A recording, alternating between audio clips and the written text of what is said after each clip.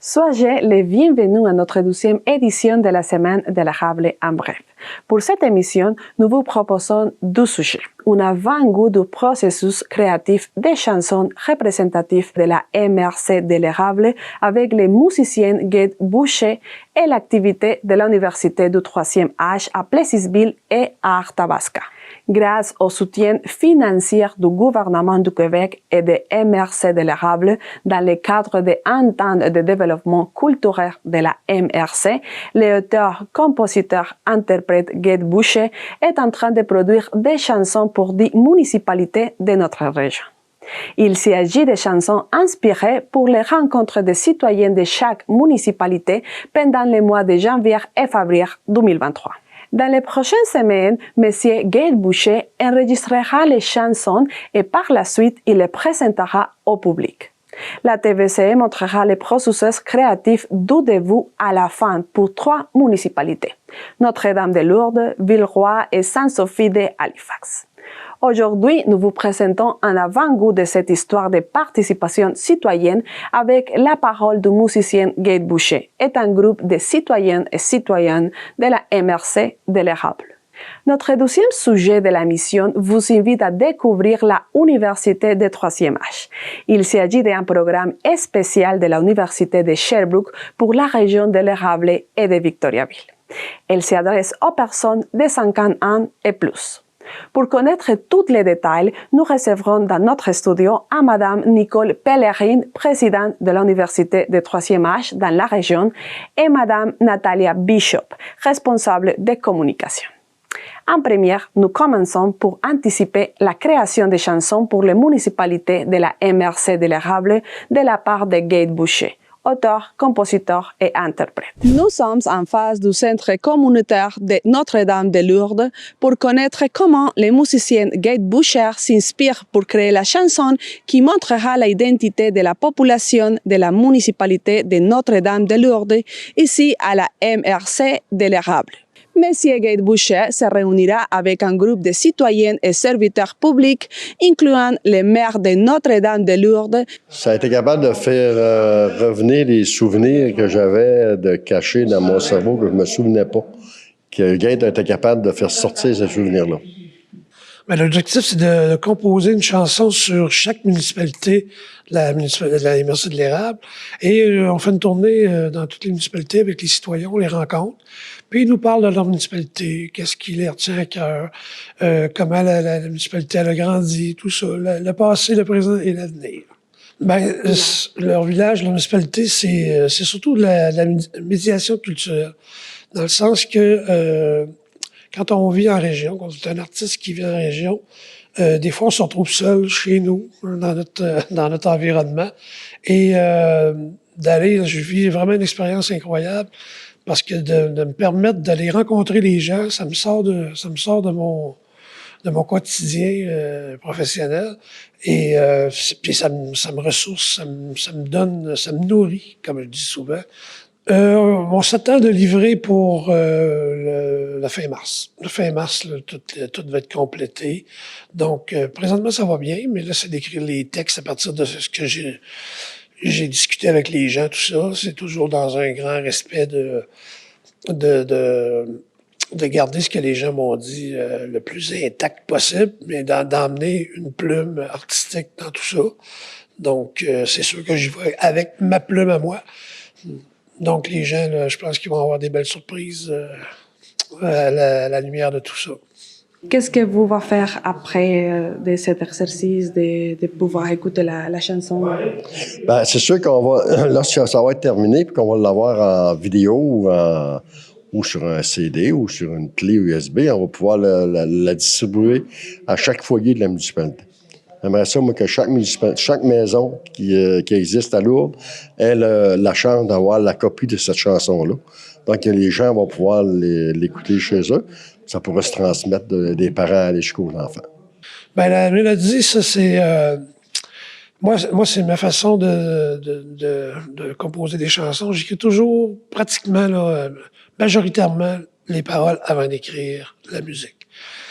Puis là, parce que les paroles me donnent des images, me donnent des ambiances, me donnent m'inspire beaucoup dans quelle direction la musique va prendre.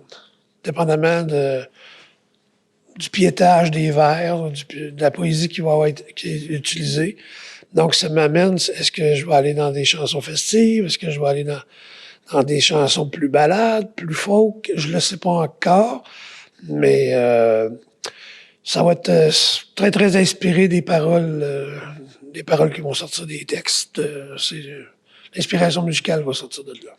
Nous avons découvert les types d'exercices que les musiciens gays de Boucher utilisent comme réflexion avec les membres de la communauté pour s'inspirer à écrire une chanson qui représentera l'identité de Notre-Dame de Lourdes. Chez moi, j'ai un studio, donc j'ai mon studio Boucher-Oreille dans ma maison de production. Donc, je commence toujours, des fois je commence avec la guitare, des fois je commence avec le piano. Encore là, dépendamment du style de musique, de la musicalité qui va en découler. Suite à ça, je fais qu'on appelle un sketch qui, autrement dit, je fais le plan de la chanson avec les instruments que moi j'entends dedans.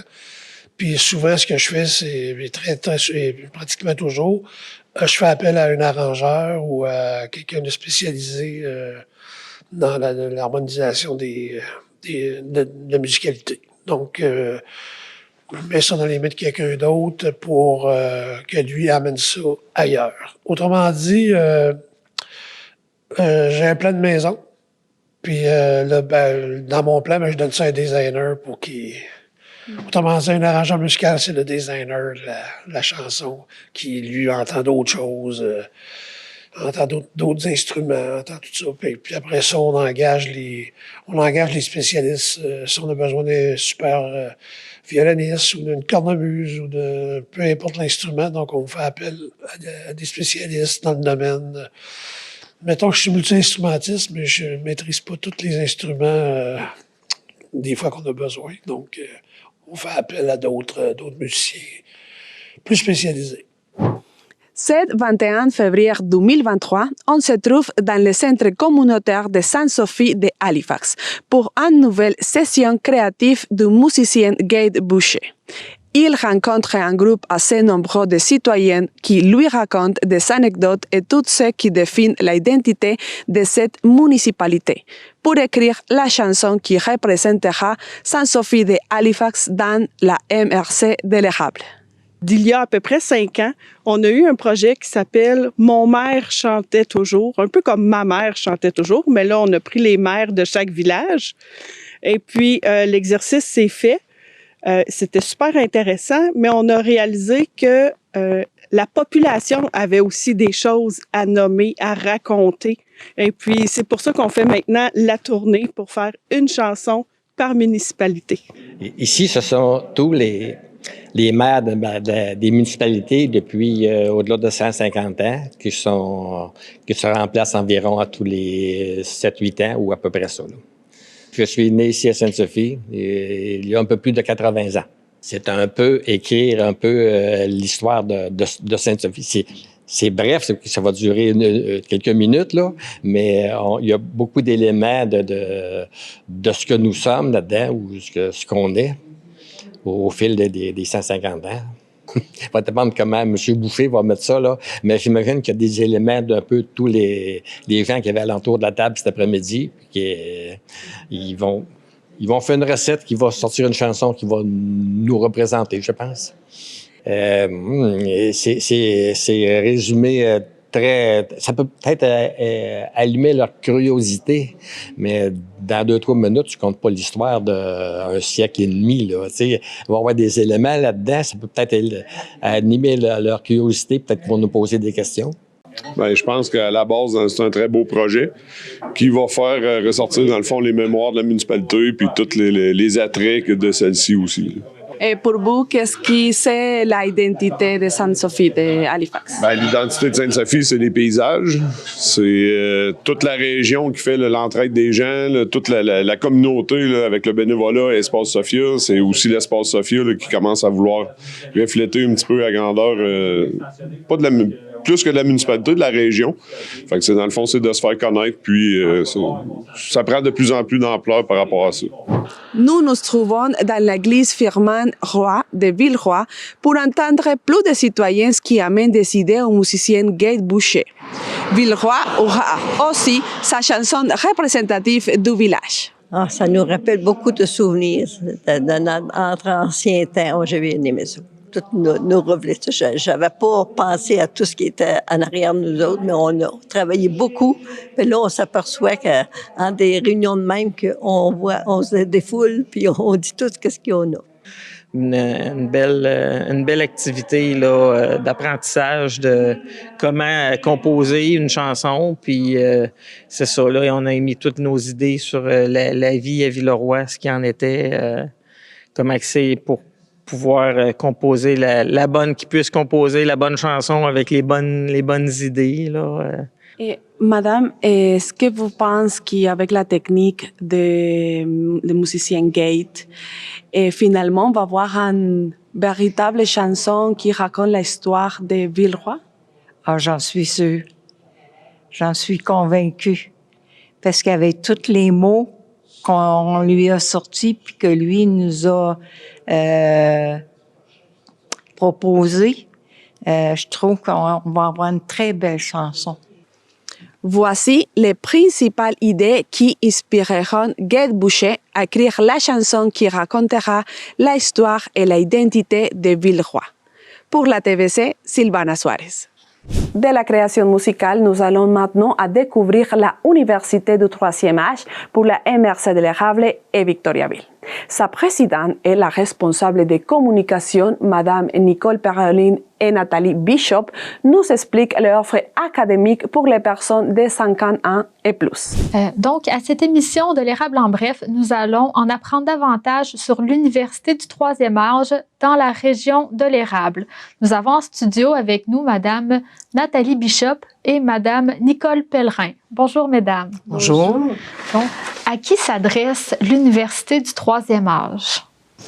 En fait, elle s'adresse aux personnes de 50 ans et plus qui ont ce désir d'acquérir de nouvelles connaissances, de diversifier, de mettre à jour leurs connaissances et qui s'offrent le plaisir d'apprendre.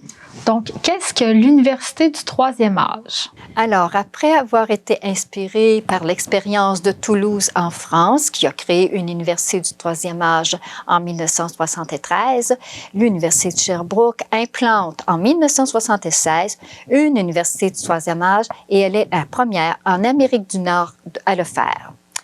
La façon que l'université a procédé, elle est allée par antenne. Une antenne, donc, c'est un peu un réseau que l'université voulait créer. Et ce réseau devait être part de la base. L'antenne part de la base des citoyens qui désirent implanter une université du troisième âge. Et donc, au fil des ans, donc, il y a eu 29 antennes qui se sont déployées et qui rejoignent maintenant les résidents de 56 municipalités au Québec. Et quels sont les cours qui sont offerts à l'Université du troisième âge dans la région de l'Érable? Alors, les cours sont, la programmation de cours et de conférences sont d'abord élaborée. Elle est d'abord élaborée par des bénévoles, un comité. Et ces bénévoles identifient les sujets qui vont se diversifier à chaque saison, que ce soit la saison de l'automne ou de l'hiver. Donc, les types de cours, on remarque qu'il y a beaucoup d'intérêt chez nos étudiants et étudiantes de l'Université du troisième âge dans le domaine de l'histoire, dans le domaine de l'actualité, dans le domaine aussi de l'économie. Ça peut être la santé. On a aussi différents domaines d'intérêt qui pourraient toucher la physique, qui pourraient toucher l'histoire, l'art. Alors, à chaque session, que ce soit l'automne ou l'hiver, les cours varient. Alors, dans ce cas-ci, si on regarde la programmation de l'automne, de l'hiver 2023, à Plessisville, on offrait un cours qui est déjà débuté sur les rois et les empereurs, mais on a 3 conférences qui sont dans des domaines vraiment différents. Alors, il y a une conférence sur les musées et les collections, une seconde sur la théorie en fonction de l'animal, qui est une façon révolutionnaire de voir certains phénomènes. Et on termine avec l'histoire des États-Unis. Et on se pose la question, est-ce qu'ils sont en repositionnement? Quels sont les mouvements actuellement aux États-Unis? Alors, ce sont 3 conférences disponibles à la bibliothèque de Plessisville et qui sont offertes le jour. Et donc il reste d'ailleurs encore de la place. Donc, s'il y a des gens intéressés, ils peuvent s'inscrire.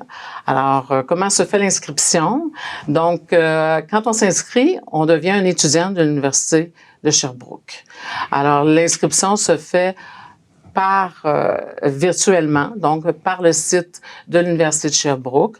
Alors, on s'inscrit, on a le choix à ce moment-là d'une programmation à Victoriaville et aussi à Plessisville. Et l'inscription à ce moment-là peut se faire avec l'aide de personnes si les gens sont moins habiles au niveau de l'inscription virtuelle, je vous dirais, là, parce que tout est électronique. On devient auditeur libre, donc ça veut dire aucun devoir, aucun examen, aucun travail à faire. Et je vous dirais que pour il n'y a aucun requis non plus. Il n'y a aucun requis pour s'inscrire. On n'a pas besoin de diplôme. Et on a juste, en fait, c'est juste de s'offrir le plaisir d'apprendre, tout simplement. Et Madame Pellerin, quelle est la mission de l'Université du troisième âge? Bien, justement, la mission de l'université, c'est d'offrir aux personnes de 50 ans et plus cette possibilité d'accroître ses connaissances et de comprendre tout ce qui se passe dans notre société. Et c'est tout près de chez eux parce que c'est sur le lieu des bibliothèques et tout au long de la vie. C'est quoi la relation qu'il y a entre l'Université du troisième âge et celle des universités traditionnelles? En fait, c'est qu'elle est destinée à des étudiants de 50 ans et plus. Ce sont, en fait, la différence, c'est que, comme je vous le mentionnais tout à l'heure, c'est qu'il n'y a pas de requis, contrairement aux universités traditionnelles. Ce qui est particulier avec l'Université de Sherbrooke, c'est qu'ils ont un grand intérêt de recherche aussi dans le domaine du vieillissement, dans le domaine aussi de la vie active. Et je vous dirais que je pense que l'âge est assez différent, c'est-à-dire qu'on a des gens de 50 ans jusqu'à 95 ans. D'ailleurs, la doyenne, l'étudiante, notre doyenne, c'est une résidente de Plessisville qui a 95 ans, qui est inscrite comme étudiante depuis nos 10 années d'existence et qui s'est inscrite récemment à 2 conférences et un cours et qui a reçu l'Ordre du Mérite parce que c'est une ambassadrice pour l'Université du troisième âge dans la région de l'Érable. C'est une ambassadrice, elle parle beaucoup de l'Université du troisième âge, de ce que ça peut apporter, des possibilités d'échanger avec d'autres étudiants et des personnes ressources. Alors, cette dame-là de Plessisville a reçu l'Ordre du Mérite de l'Université de Sherbrooke. Donc, on encourage aussi les personnes aînées lorsqu'elles s'impliquent. Alors, ça aussi, c'est une différence avec l'université traditionnelle. Donc, elle a reçu l'Ordre du Mérite l'année passée. Oui, est-ce qu'il y a des associations étudiantes, par exemple, comme dans les universités traditionnelles? Est-ce que les professeurs, ils viennent, comment qu'on les choisit? En fait, oui, nous avons une association étudiante parce que lorsque les gens s'inscrivent, paient un montant, c'est 7 $ par session qui s'ajoute à la facture. Et on offre des activités hors programmation qui rejoignent les besoins de la population. Donc, comme cette année, pour souligner notre 10e anniversaire, nous avons offert une conférence grand public qui était ouverte à toutes sur la mondialisation avec un professeur d'économie de l'Université de Sherbrooke. Et donc, il y a d'autres activités. L'important pour l'association, notre association étudiante, on veut s'ancrer dans les populations de MRC, de l'érable et de Arthabasca. Et combien il y a d'étudiants qui fréquentent l'établissement? On a près de 270 étudiants qui fréquentent actuellement, qui se sont inscrits pour la session d'hiver 2023. On avait auparavant, avant la pandémie, 400 étudiants et on commence à remonter petit à petit les inscriptions d'étudiants avec aussi un nombre de plus en plus significatif de nouveaux étudiants. Je vous dirais que pour la MRC de l'érable, si on regarde la représentation des municipalités, il y a 10 municipalités. Nos étudiants en provenance de la MRC de l'érable représentent 10 municipalités sur les 11 de la MRC d'érable. La TVCA a décidé de créer une nouvelle section d'émission. Ça s'appelle les réflexions civiques, qui est dans le cadre de l'édition Érable en bref. On aimerait savoir comment est-ce que vous pensez que vos conférences et vos cours rejoignent la population dans une optique de sensibiliser les gens à l'actualité d'ici? Alors, je dirais que la population de la MRC de l'érable est en hausse. Hein? Donc, vous avez 140 personnes résidant de plus dans la MRC de l'érable. Souvent, c'est des gens qui reviennent après avoir fait leur vie professionnelle à l'extérieur de leur région, reviennent dans la région. Et ces personnes-là ont ce désir d'apprendre, de continuer à apprendre. Et donc, on répond à ce besoin-là et c'est ces personnes-là c'est pour ça qu'on travaille pour ces personnes-là. Donc, ils ont un désir de faire partie de l'actualité de la région parce qu'ils voient qu'elle est plus dynamique que lorsqu'ils habitaient. Exactement, c'est tout à fait pertinent ce que vous dites, effectivement. Et comment on peut s'impliquer à l'Université du troisième âge? Ah, les bénévoles. Le bénévolat est très important pour l'Université du troisième âge. Il est essentiel, je vous dirais, pour son existence et pour son fonctionnement. On a différentes catégories de bénévolat. D'abord, juste comme on vous l'expliquait tout à l'heure avec l'histoire, c'est qu'on est né à partir de mouvements bénévoles, de citoyens qui voulaient s'impliquer, autant du côté de l'érable que du côté d'Arthabasca. Alors, les bénévoles peuvent s'impliquer dans différents domaines. Le premier peuvent être administrateurs, donc membres du conseil d'administration. C'est un bénévolat qui se renouvelle aux 2 années et qui aussi, chaque membre a une responsabilité dans un secteur d'activité de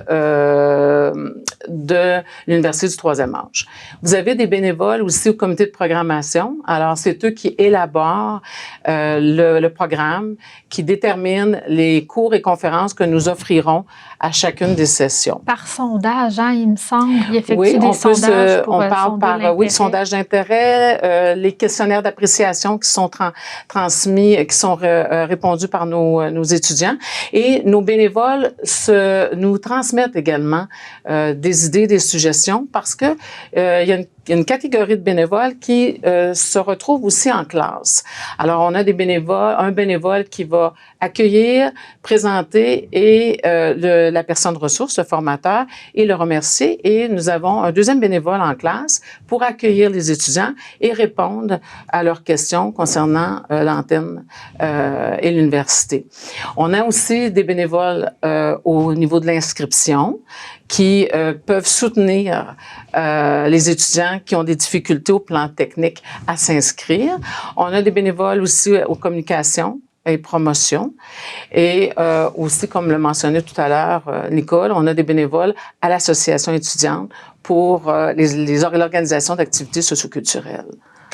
Quel est le meilleur moyen pour vous rejoindre ou avoir plus d'informations au sujet de l'Université du troisième âge? En fait, le meilleur moyen, c'est de s'adresser à l'Université du troisième âge de notre région en utilisant le lien suivant. Je peux vous le lire. Alors, c'est UTA, parce que c'est l'abréviation de l'Université du troisième âge. Alors, uta.victo, A commercial, U Sherbrooke, tout ensemble, .ca. Alors, il y a cette possibilité-là. L'autre possibilité, c'est de se rendre sur le site web de l'université en cliquant des mots-clés tels que UTA, Université de Sherbrooke, Victoriaville, et vous allez vous retrouver avec des références. Et vous pouvez à ce moment-là cliquer l'Université du troisième âge et vous vous rendrez directement également au site que l'Université du troisième âge vous offre. Là. Bien, merci beaucoup, mesdames Michope et Pellerin. Au plaisir. Merci beaucoup à vous. Vous avez entendu les avant-goûts de la création musicale de Gate Boucher pour montrer l'identité des 3 municipalités de la MRC de l'Érable, ainsi que les renseignements de l'Université du troisième âge de notre région. Nous nous approchons à la fin de la mission. Pour rester informé, vous pouvez regarder notre émission Érable approfondie dès samedi ou la première édition de l'Érable en bref de la semaine prochaine, disponible à partir de mardi. Pour l'instant, nous vous souhaitons une excellente semaine.